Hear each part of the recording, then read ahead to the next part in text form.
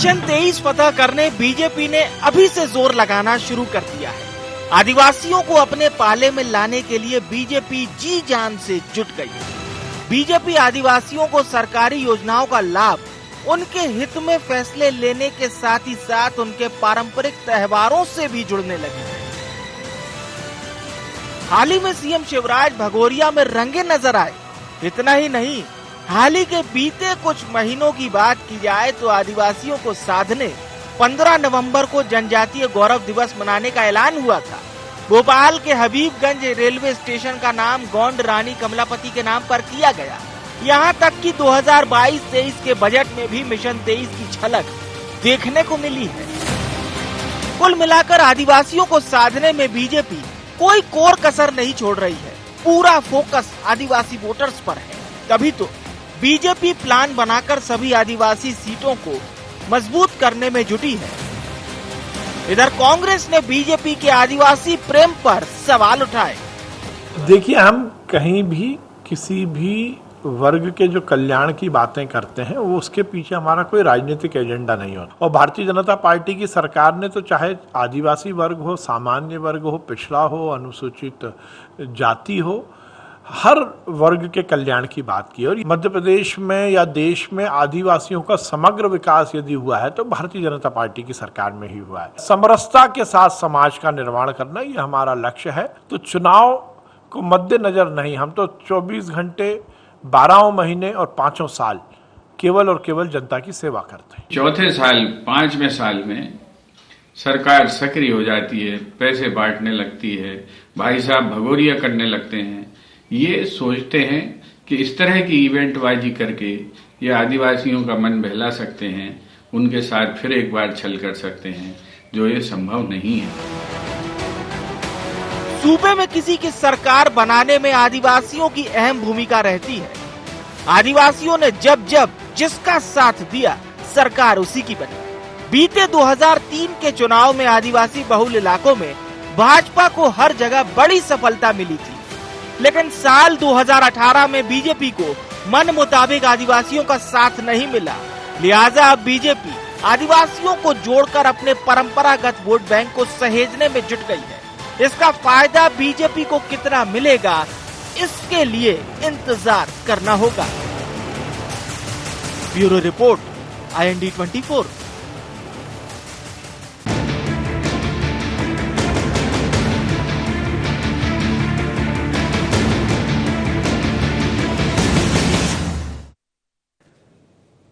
नमस्कार, IND agenda tribal को बल में आपका स्वागत है। मैं हूं आपके साथ नवीन पुरोहित। चर्चा को विस्तार देंगे, उसके पहले IND एजेंडा के मुख्य बिंदुओं की तरफ एक निगाह डालते। आदिवासियों का सच्चा हितैषी कौन? क्या भारतीय जनता पार्टी जीत पाएगी आदिवासियों का भरोसा? भारतीय जनता पार्टी या कांग्रेस, किसके साथ जाएगा आदिवासी? सरकार की सौगातों से आदिवासियों का कितना सुधरा जीवन स्तर? नमस्कार, इन्हीं सवालों के साथ चर्चा में आप सबका पुनः स्वागत है। अगर मध्य प्रदेश की बात करें तो मध्य प्रदेश में भारतीय जनता पार्टी और भारतीय जनता पार्टी की शिवराज सरकार पूरी तरह से केंद्रित हो गई है इस समय ट्राइबल कम्युनिटी पर, आदिवासी वर्ग पर, जनजाति जो वर्ग है उस पर पूरी तरह से केंद्रित हुई है। और उसका बहुत बड़ा कारण है कि 2018 में जो करीब 84 विधानसभाएं हैं उन पर इस कम्युनिटी की एक इम्प्रेशन है, पकड़ है, तो वो कहीं ना कहीं ढीली दिखी। और इसी बीच में JS जैसे कुछ ट्राइबल कम्युनिटी के सामाजिक संगठन भी सामने आए।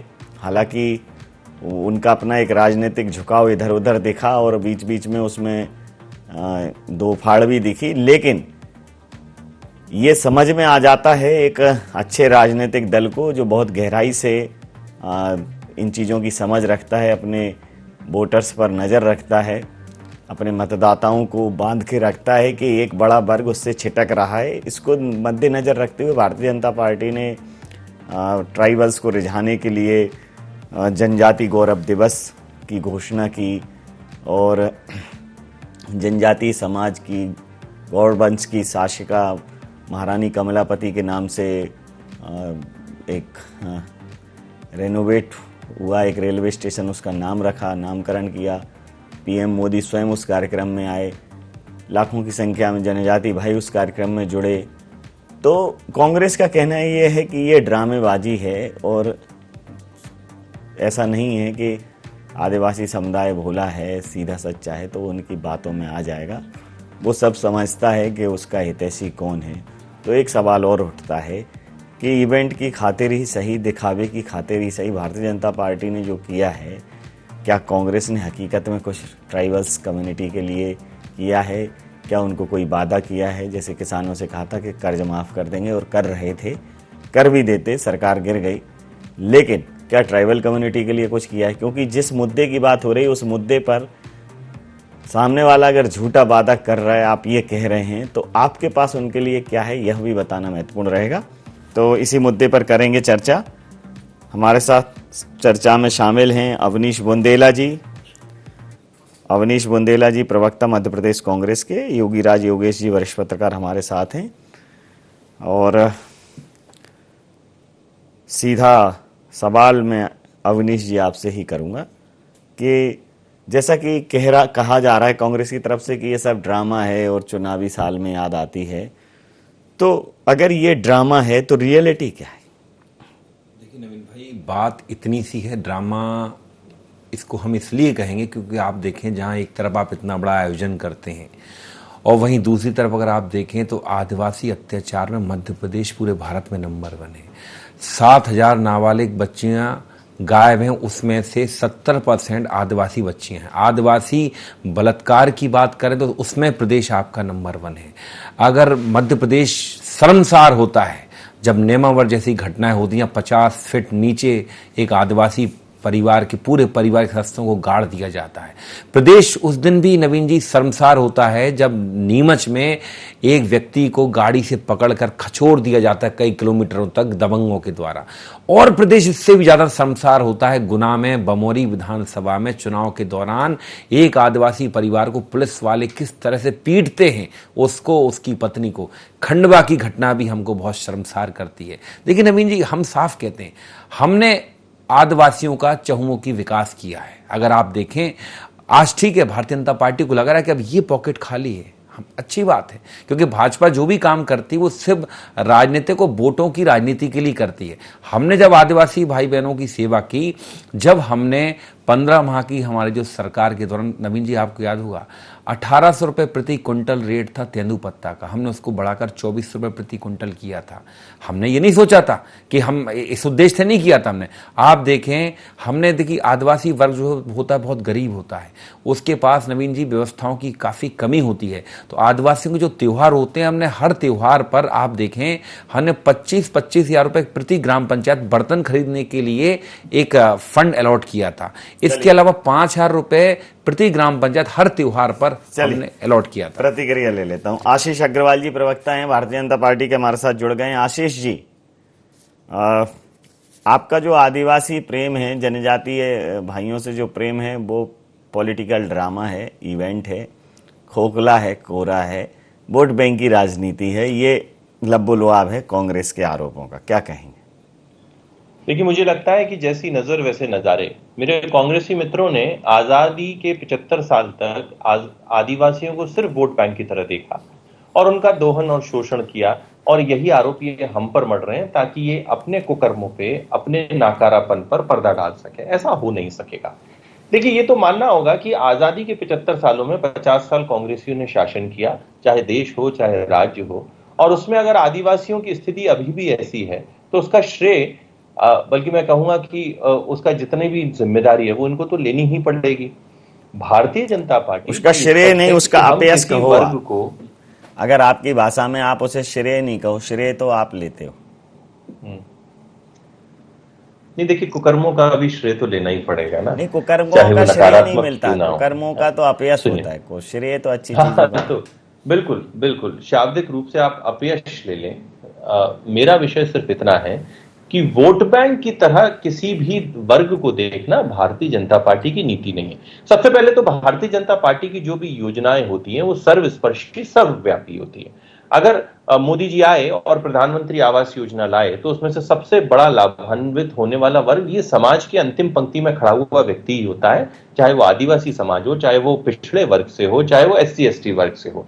जब जनधन अकाउंट खुलता है, जब उज्ज्वला योजना का सिलेंडर पहुंचता है, जब शौचालय बनते हैं, तो ये सब जो समाज है वो प्रभावित होता है। अब कांग्रेसियों ने तो यहां तक बिरसा मुंडा जी और रानी कमलापति जैसे समाज के गौरव है उनको भी स्थापित नहीं होने दिया।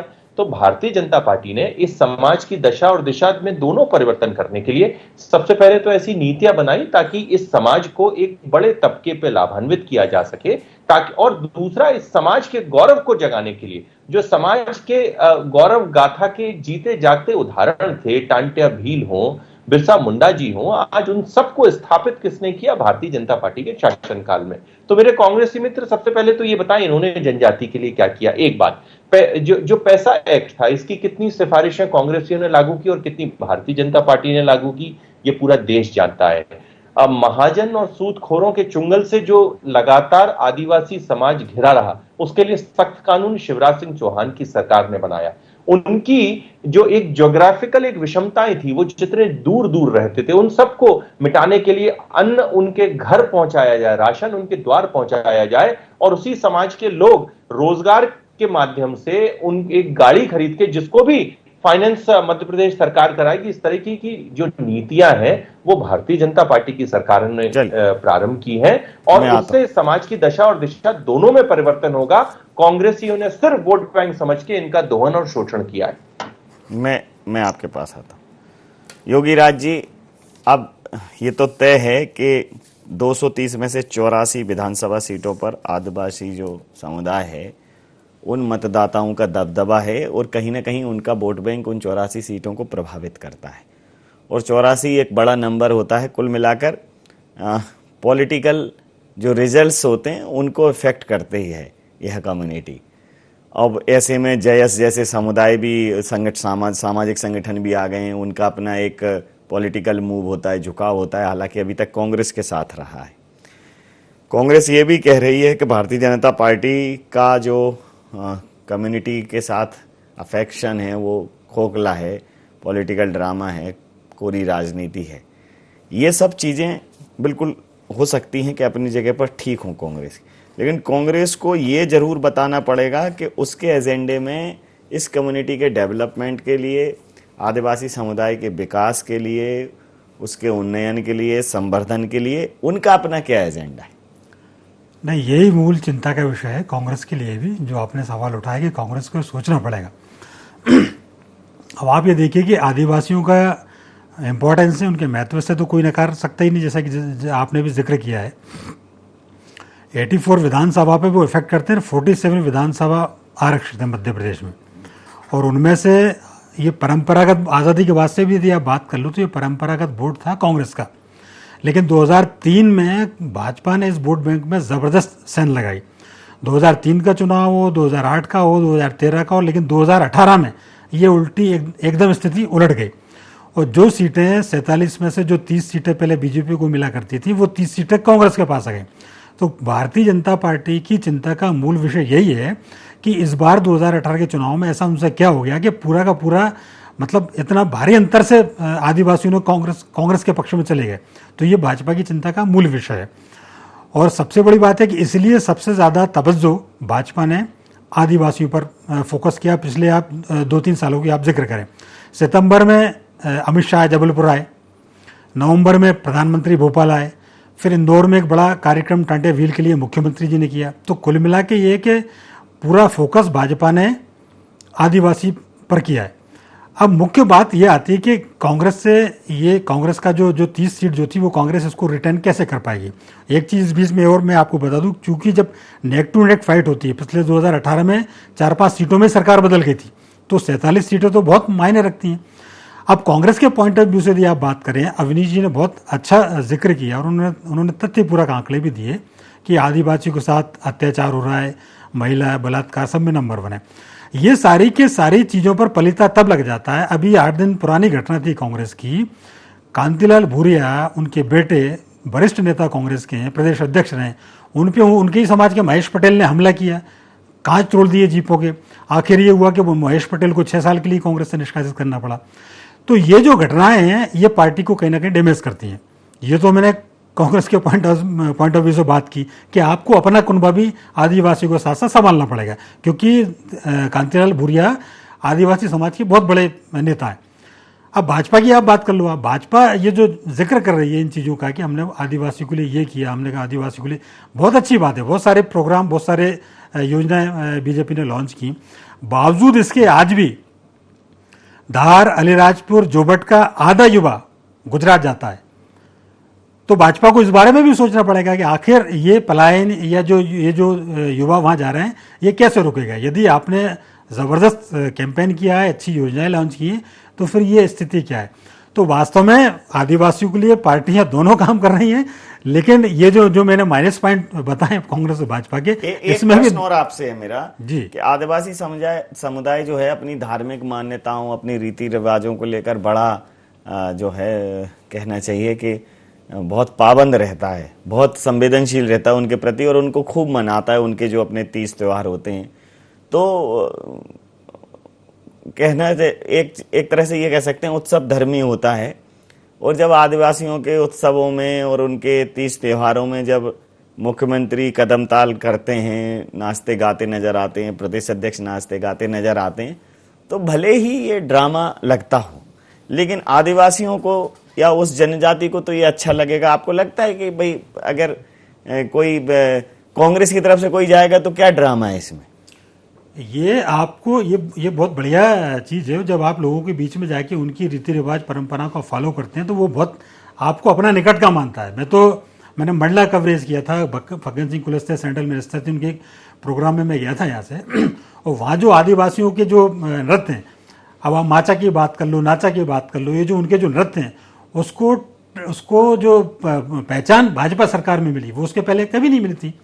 और ये जब उनकी परंपराओं को एक पहचान कोई पार्टी दिलाती है तो वो उसको ज़्यादा अपने आप को निकटता महसूस करते हैं। तो डेफिनेटली जो बात आप कर रहे हैं, जैसे भगोरिया में जाके आज मुख्यमंत्री शिवराज सिंह चौहान उनके साथ नाचते हैं तो वो उनको अपना मानेंगे ही ना कि उनकी धर्म पत्नी भी जो है उनके। लेकिन एक बात जरूर है, ये बातें ये पहले बहुत समय पहले इंदिरा गांधी करा करती थी, लेकिन अब वो परंपरा ही खत्म हो गई। तो ये जो शिवराज सिंह जो कर रहे हैं ये बहुत निकटता का एक उनसे रिश्ता बनाने का एक माध्यम है। अब मैं जरा अवनीश जी से सवाल कर लेता हूँ। अवनीश जी, जैसे मान लीजिए होली मिलन होता है, दिवाली मिलन होता है, कांग्रेस भी करती है और भारतीय जनता पार्टी भी करती है। हालांकि मैं ये बहुत दावे के साथ और बहुत कमिटमेंट के साथ कह सकता हूँ कि खबरों की दुनिया का सबसे बेखबर और बहुत कम जगह इन्वॉल्व होने वाला व्यक्ति हूँ मैं। फिर भी जब इन जगहों पर जाता हूँ तो मुझे ऐसा लोगों से कनेक्ट होने को मिलता है। बावजूद इसके एक डर रहता है हमेशा कि कभी भी कोई आरोप कि भाई कहीं खड़े हो गए तो उन्होंने कहा भाई नेताओं के पीछे लग्गू हो गए, ऐसे होता है। आजकल सोशल मीडिया चल गई है तो और भी आफत है। तो ये जो आप लोग आयोजन करते हो, अब मैं समझ ही लेता हूँ, क्या ये भी पॉलिटिकली ड्रामा है कि थोड़ा खिला दो पत्रकारों को तो भीड़ कर लो तो थोड़ा सा मोटिवेट हो जाएंगे? मतलब मुझे लगता है कि ऐसा देखिए अगर भगोरिया में शामिल होना पॉलिटिकल ड्रामा है तो आप लोग बुलाते तो पता चल जाए कि ये ड्रामा है, तो फिर वो फोन पे ही कर दिया करूंगा आपको बहुत शुभकामनाएं, ड्रामे में क्यों बुला। लेकिन नवीन जी एक बात समझें, होली मिलन समारोह, दिवाली मिलन समारोह, नववर्ष मिलन समारोह, इसको आप भगोरिया से कंपेयर कैसे कर सकते हैं? भगोरिया में जाने के लिए तो शिवराज जी को 18 साल लग गए। हम देखिए हम क्यों कर रहे हैं ड्रामा है नवीन जी? होली दिवाली मिलन समारोह हर वर्ष होते हैं। और मैं तो कहता हूं नवीन जी, आप जैसे व्यक्तित्व के व्यक्ति को तो ये सोचने नहीं चाहिए कि आप किसी नेता के पिछलग्गू हो सकते हैं। मैं कहूं, ओपनली कह रहा हूं, अगर मीडिया में अगर मैं कुछ व्यक्तियों से बड़ा प्रभावित हूं नवीन जी, तो उसमें से एक आप हैं। ये शब्द आपके मन में आया, मुझे आश्चर्य, आपको नहीं करना चाहिए। बाकी in general movement, in general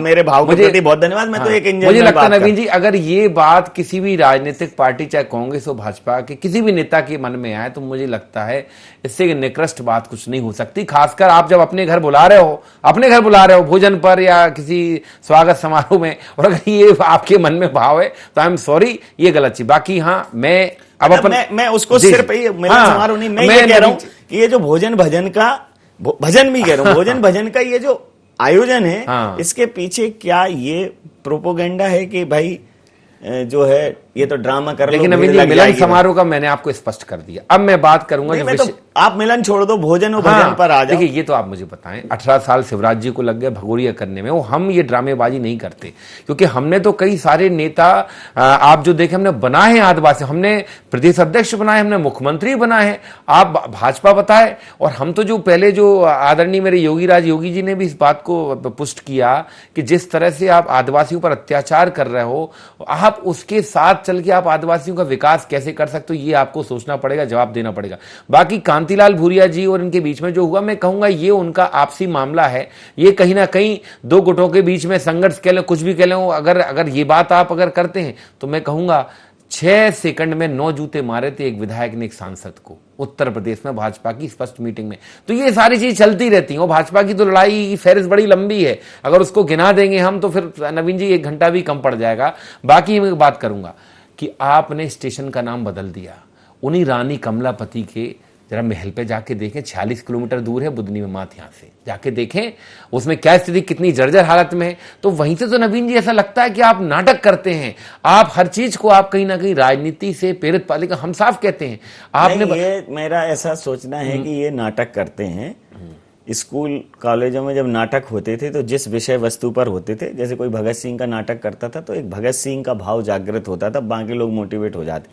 आप तो नाटक भी नहीं कर रहे हैं, आप तो ना कविता कर रहे हैं, आप तो इवेंट में पार्टिसिपेट ही नहीं कर रहे हैं। नवीन जी एक बात मुझे बताएं, अभी मेरे मित्र कह रहे थे चूंकि भाजपा को कुछ दिन पहले नवीन जी अभी सत्ता में आए थे मोदी जी, तो इनको रट गया था 70 साल, अब इनको रट गया 75 साल, चूंकि 75 वर्ष हो गए आजादी के।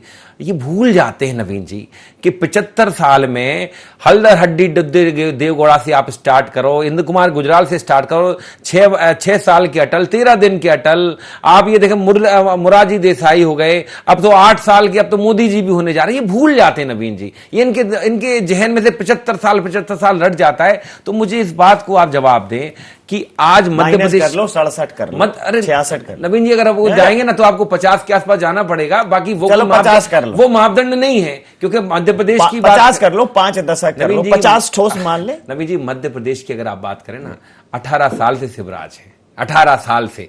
और अगर आप उसमें कहेंगे पहले आप थे भैया, जो भी आज हम विकास दर कंपेयर करते हैं, बात करते हैं, पिछले 10 साल का ही आंकड़ा लेते हैं, क्योंकि जो भी अगर आप देखें अंतरराष्ट्रीय मार्केट ओपन हुआ है, जो भी इंडस्ट्रियलाइजेशन हुआ है, जो भी चीजें डिग्रेड हुई हैं, जो उद्योग व्यापार बंद हुए हैं प्रदेश में। प्रतिक्रिया ले लेता हूं। आशीष जी क्या कहेंगे? देखिए, किसी के रंग में मिल जाने के लिए एक पवित्रता चाहिए, और वो कांग्रेसियों में तो हो ही नहीं सकती। अरे ये तो ईगो का एक भंडार है। इन्होंने तो कभी अपने आप को लोकतंत्र में राजशाही को स्थापित करने के अलावा कुछ समझा ही नहीं। तो जब मोदी जी सफाई कर्मियों के पैर पखारते हैं, निर्माण कर्मियों के साथ मिलकर भोजन लेते हैं, और जब शिवराज सिंह जी चौहान आदिवासी समाज के साथ मिलते हैं, उनके साथ नाचते हैं, गाते हैं, तो आपको नौटंकी इसलिए ही मिलेगी अवनीश जी क्योंकि अंगूर खट्टे हैं। ये अत्याचार क्यों हो रहा है? साहस ही नहीं है, आपके तो पार्ट टाइमर है। मेरी एक बात का जवाब दे दें, अत्याचार क्यों हो रहा है? बहुत देर आपका भाषण सुना जी, अब सुनिए ना मेरी बात। मेरे मन में जहन आ रहा है, बहुत अच्छी बात कर रहे हैं आप, बस ये मेरे को स्पष्ट कर दें। मैं अज्ञानी हूं महाराज, आप बहुत बड़े ज्ञानी हैं, मुझे बताते हैं 2 एंकर ये अत्याचार काहे बढ़ रहा है? सुन लीजिए नवीन जी, 2 एंकर कैसे चलेंगे? अरे नहीं, अरे साहब मैं एंकर तो नवीन जी सुन लीजिए, नहीं मानो फिर। अब मैंने पहले ही कहा था कि आजादी के 75 सालों में लगभग 50 साल कांग्रेसियों ने शासन किया है। आप रिपीट करके देख लीजिएगा। तो मेरा फैक्ट आपने स्वीकारा, और साथ में आपने अपनी नाकामी और नाकारापन को भी स्वीकारा। इसके लिए मैं आपको हृदय से बधाई देता हूं। तीसरा विषय, आप कह रहे हैं कि आदिवासियों पे अत्याचार। सबसे पहले तो एक ऐसा आदिवासी आप एंगल निकाल के बता दीजिए जिसमें आदिवासी समाज पर अगर कानूनन अपराध हुआ हो तो वो अपराधी खुले में घूम रहा हो। मेरा चैलेंज है अवनीश जी, 2020 के बाद जब से शिवराज सिंह जी की सरकार आई, ऑन फैक्ट कोई भी ऐसा आदिवासी अपराध नहीं है जिस पर भारतीय जनता पार्टी की सरकार ने काम नहीं किया है। जिन अपराधियों के मकान दुकान तोड़ के समाज में इतना कड़ा संदेश ना दिया हो कि इस बात की पुनरावृत्ति ना हो। एक बात, यानी कि कानून का राज है। मध्य प्रदेश में इस देश की सबसे बड़ी आदिवासी पॉपुलेशन रहती है। तो जब आप आदिवासियों पे अत्याचार भी देखेंगे तो उसी रेशियो में आपको मध्य प्रदेश में भी देखेंगे। परंतु राहुल गांधी की पार्टी वाले लोगों से किसी आंकड़े का अध्ययन करके सही एनालिसिस करना तो मैं एक्सपेक्ट नहीं किया जा सकता। तो आप इस तरह का एक जो भ्रम है वो जनता में फैलाते रहे। जनता जानती है कि मध्य प्रदेश में कानून का राज चलता है। एक बात और, ये जो कांग्रेसी होते हैं ये किसी भी अपराध में जाति और रंग हाल ढूंढते हैं। अगर आदिवासी आप तो पिक्चरों में देख लेते हो, समाज पे अपराध करता है तो आप कहते हैं कि आदिवासियों पे अत्याचार हो रहे हैं। नहीं, वह समाज में हो रहा एक सामान्य अपराध है जिस पे भारतीय जनता पार्टी की सरकार का जीरो टॉलरेंस है। और अब तो बुलडोजर मामा के नाम से जब शिवराज सिंह जी चौहान प्रसिद्ध हैं, बेटियों पे, अगर गरीब तबके पे अपराध करने वाले, शोषण करने वाले लोगों का मकान और घर ढहा दिया जाता है, तो आप हमें ज्ञान ना दें, आप तो ये बताएं आपने क्या दिया। इस देश में आदिवासी मंत्रालय, बुलडोजर मकान सिर्फ आप एक विशेष वर्ग के घर पे चलाते हो, ये स्पष्ट है। संबल योजना, ये झूठ मत बोलिए। जी झूठ मत करा दीजिए इन लोगों। जी Ashish ji, last open session में एकलव्य विद्यालय। देखिए स्पष्ट है कि आप बुलडोजर हो, ये सिर्फ आप एक विशेष वर्ग पर चलाते हो। और जहां तक रंग ढूंढने की बात है, एक प्रधानमंत्री एक सिम का ऐड करता है जियो का, एक प्रधानमंत्री एक फिल्म का ऐड करता है। शर्म आनी चाहिए। आप डीजल पेट्रोल के दाम बढ़ा रहे हो, फिल्म को आप टैक्स फ्री करते हो। कोरोना की दवाइयों पर तो आपने टैक्स कम किया नहीं आशीष जी, आप फिल्म को टैक्स फ्री करते हो। इससे साबित होता है कि आप समाज में, देश में नफरत का भाव पैदा करते हो। आपका उद्देश्य ही है कि जिससे आप अपनी राजनीतिक रोटियां सेकते रहो और आप नफरत का भाव पैदा करते रहो। यही आपकी राजनीति। और मैं आज भी कह रहा हूं कि आपका आदिवासी प्रेम दिखावा है, छल है, सिर्फ दिखावा है। आपने कहीं भी आदिवासी के उत्थान के लिए कुछ नहीं किया है। आज भी खुले घूम रहे नेमावर के जो अपराधी थे, कुछ नहीं हुआ उनको। कोई अपराधी खुला नहीं ढूंढ रहा। मैं ऑन रिकॉर्ड, मैं चैलेंज के साथ अरेस्ट हो गए, अरेस्ट हो गए, पहुंचा दिया गया है। मोदी के खुले घूम रहे पुलिस वालों ने हमारा तो सस्पेंड भी नहीं हुआ। पुलिस वाले क्या किया उसमें? चलिए अंतिम प्रतिक्रिया सर योगी राज जी कि अब जो है राजनीति में एक योग और एक जोड़ और वो जोड़ है आदिवासी समुदाय की राजनीति। और चूंकि अब जैस जैसा संगठन है तो दोनों राजनीतिक दलों को बड़ी अकाउंटेबिलिटी के साथ इस समुदाय को कन्विंस करना पड़ेगा। और इस बार मध्य प्रदेश में जो आदिवासी समुदाय है वो बहुत निर्णायक स्थिति में रहने वाला है, फिर भले ही वो किसी के साथ किसी भी कारण से खड़ा हो। अंतिम प्रतिक्रिया के साथ चर्चा समाप्त। नहीं, ये बात सही है कि बहुत निर्णायक स्थिति में है आदिवासी समुदाय और पार्टियों को उनके लिए करना ही पड़ेगा। लेकिन इसमें ये बात ज़रूर कहना पड़ेगा कि 2018 से जिस तरीके से बीजेपी ने आदिवासियों के लिए काम किया है वो बहुत ज़बरदस्त काम किया है। और उसका परिणाम आपने देखा होगा। जो बटो ये जो चुनाव हुए थे, सुलोचना रावत जैसी कांग्रेस की सीनियर लीडर भाजपा में शामिल हो गई। मतलब या तो आप कांग्रेस के पास इतने, एक तो आदिवासी नेता फिर महिला नेता, आप उसको संभाल नहीं पाए। तो कहीं ना कहीं ये है ना कि भाजपा के पक्ष में थोड़ा सा झुकाव आदिवासियों का हो रहा है। तो ये भाजपा की बहुत बड़ी सफलता है। और जिस तरीके से वो प्रोग्राम चला रहे हैं, जिस तरह की वो योजना ला रहे हैं, जैसे कि उन्होंने जिक्र किया था कि हम एक वैन चलाते हैं और घर घर जाके राशन देती है, मुख्यमंत्री भगोरिया प्रोग्राम में शामिल होते हैं। तो ये कहीं ना कहीं उन आदिवासियों को लगता है कि नहीं, ये हमारे लीडर हैं। और इस मामले में थोड़ी सी कांग्रेस पिछड़ती नजर आ रही, मेरा ऐसा अनुमान है। समय सीमा के चलते मैं चर्चाएं समाप्त करूंगा। आप समस्त महानुभावों का बहुत बहुत धन्यवाद, बहुत बहुत आभार। तो आगामी विधानसभा चुनावों में आदिवासी समुदाय निर्णायक रहेगा और निश्चित रूप से दोनों दलों को जैसे सामाजिक संगठन के अस्तित्व में आने के बाद यह साबित करना पड़ेगा आदिवासी समुदाय के सामने कि वह वास्तविकता में उनके उत्थान के लिए काम कर रहे हैं, उनके उन्नयन के लिए काम कर रहे हैं, उनके सच्चे हितैषी हैं। और जिस प्रकार से कांग्रेस ने अपनी एक बड़ी नेता को पिछले विधानसभा के उपचुनावों में हाथ से जाने दिया है, एक तरीके से देखा जाए तो कांग्रेस की जो नीति है वो वहाँ सती होती दिखाई दी सुलोचना जी के सामने। वो रोक नहीं पाए उन्हें।